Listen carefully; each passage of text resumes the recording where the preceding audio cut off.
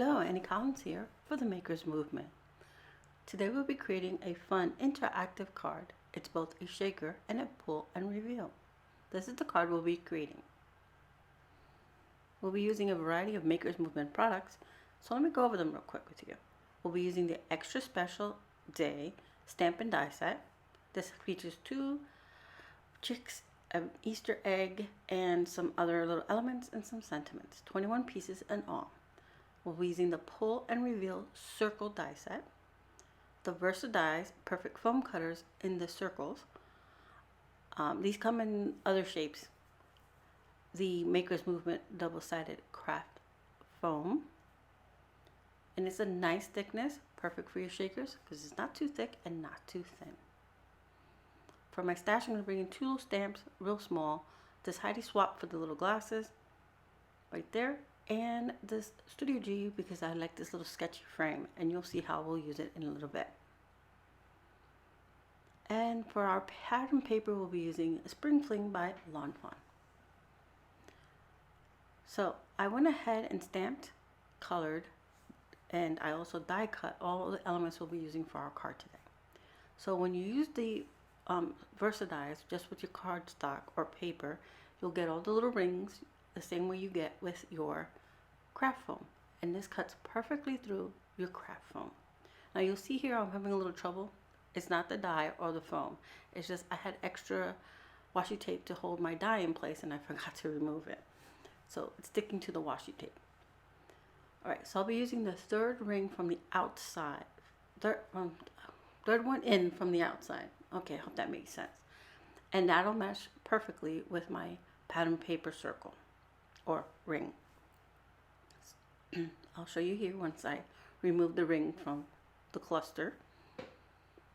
And I save all the extra rings because you can use them for other projects. They don't have to be shakers. See, it lines up perfectly. It's just so easy and so quick for you to create your shakers.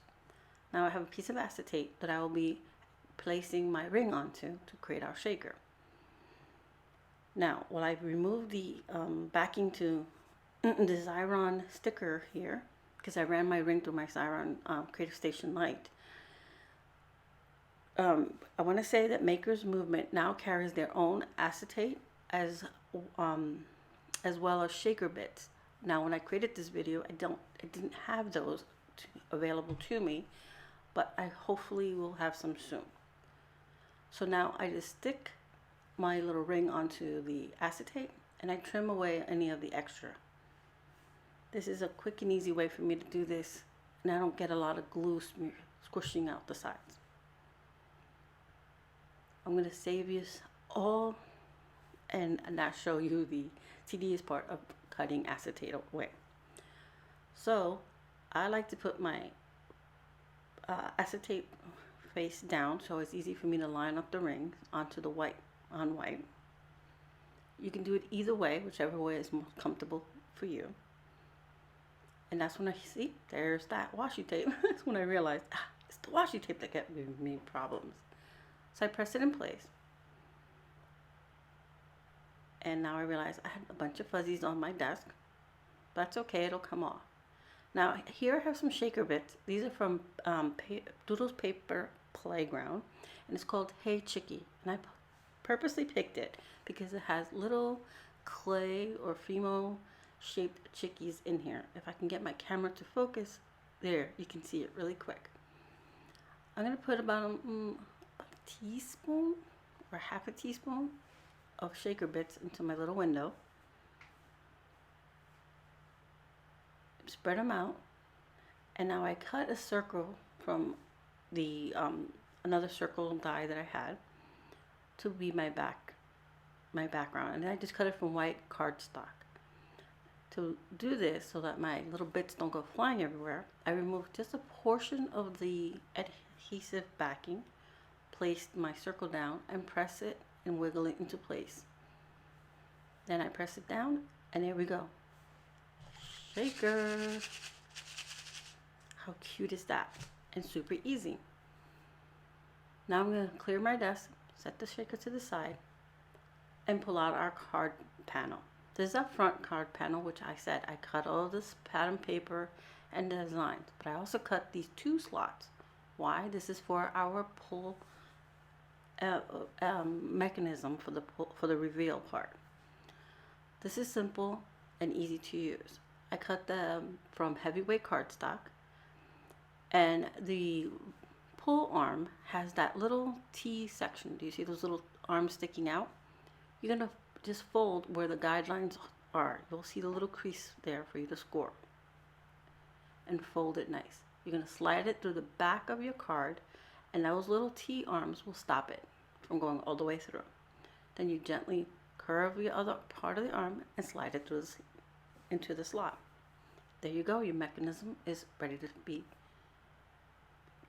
working. Actually, all you have to do is put whatever you want to hide on inside, and then whatever you want to hide the inside on top. For us, we're going to use our shaker. We're going to adhere it to this little tab right here. I'm going to save you all the tedious part of me removing adhesive backing. So I'm going to put some adhesive onto the little pull part there, or the little inner tab, which I will be placing my shaker onto. You lay it flat, you get it, you want to make sure you leave enough space so that it doesn't, it doesn't get in the way of your mechanism. See, now you can pull it open and close. So now that we have our shaker attached, we can start adding our little elements. We're going to do this while it's still flat. It's easier this way for some of our elements, not all of them. So here's our little prankster or happy little artist, and he has his little bucket of paint, and this has the die that goes with it and has a little notch so that he can hold it perfectly, and his little paintbrush. And here's our little grumpy chick, and I'm gonna put the grumpy chick flat, and I'm gonna pop up our little artist chick. So here I did it, but it's a little too lined up, and I realized I don't have enough space for my sentiment, so I'm gonna just gently remove it. And I lucked out, nothing ripped. I'm not sure how, because usually I rip the paper and I have to start over, but I was able to gently remove it and scooch it over just a tad so they're not so lined up, and just put him on the hill a little bit. I just love his little grumpy face. It's too adorable. So in here we're gonna put the masterpiece. That's the masterpiece that our little chick artist has created. I stamped again the grumpy chick with his glasses, and I made them big, like those goofy glasses you get in those photo booths. And I used the egg, excuse me, and some flowers to create his crazy hat. And I stamped it all into the sketchy little frame. So I'm just lining this up to make sure that our image stays within the space. And I use glue, wet glue, because it gives me enough time to wiggle it around to get it where I need it. I'm double checking to make sure that my image is well hidden behind our shaker. Now, to keep our shaker, our pull arm from moving all over the place, we're going to use some craft foam. I'm using the same craft foam, the Maker's Movement craft foam, and I just create a little channel all around to keep our arm from moving up and down. Our card panel is the same size as our card base, which is a A2 card size, 4 1/4 by 5 1/2. And now I'm going to check, and it still works. It's not shifting up and down like it was before, because we have those foams there to keep it in place. Now the pull and reveal die has these little extra decorative pull tabs. I cut one from the decorative blue paper and one from the white cardstock. Although the arm is already cut from heavyweight cardstock, this gives it a little extra support because you'll be pulling on it over and over. I adhere it onto the pull arm, and I sandwich the pull arm in there. And I cut off the extra. So here you see the little pink bucket. when you stamp it, it doesn't have the full like bucket handle. I just drew it in with a Copic liner, and I stamped all my little paint brushes, and there is a die for the paint brushes and a little paint bucket. So here I'm showing you that I went ahead off camera to save us some time and glued our extra paint buckets. I'm just adhering the little pink one, and I used small tweezers because they're tiny little pieces. And I put my paintbrushes a little haphazardly down on the bottom because he's a little jokester artist. And here's our sentiment, which I stamped, like I said, ahead of time. And it says, "Hope your day is," and inside it says, "Fun," in between the flowers. So we're going to place it up there, just using some liquid glue over to the top left side. And I'm going to try to use some of the little dots on the paper, or the little X's, actually that's what they are, to try to make this as straight as possible. I don't think I quite got it straight, but close enough. And I'm going to cut off any of the extra. So there it goes, our pull and reveal works. And I noticed that inside the little shaker bits, there's this cute little butterfly. It's like a little clay butterfly. So I'm going to add that to our sentiment as a finishing touch. And once that's in place, we now have our cute little shaker with our little artist palettes down on the bottom, his paint. It opens and closes. See his little funny face? Oh, he's grumpy. I love it. It's too cute. So to create his hat, all I did was stamp the egg shape, and then I colored it and fussy cut it. Because if you use the die, which you can, it leaves you the white edge, and then you have the die that cuts off open the egg. However, it leaves you a white edge, and I didn't want that.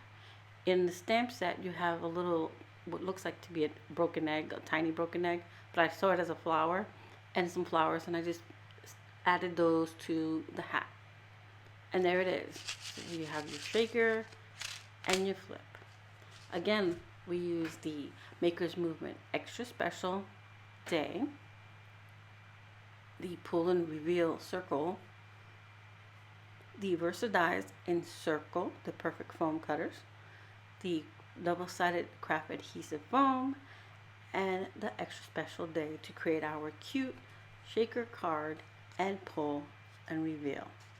I'll have everything listed down in the description below, and of course a link to my blog where you can see close-ups and so much. Thank you so much for being here today.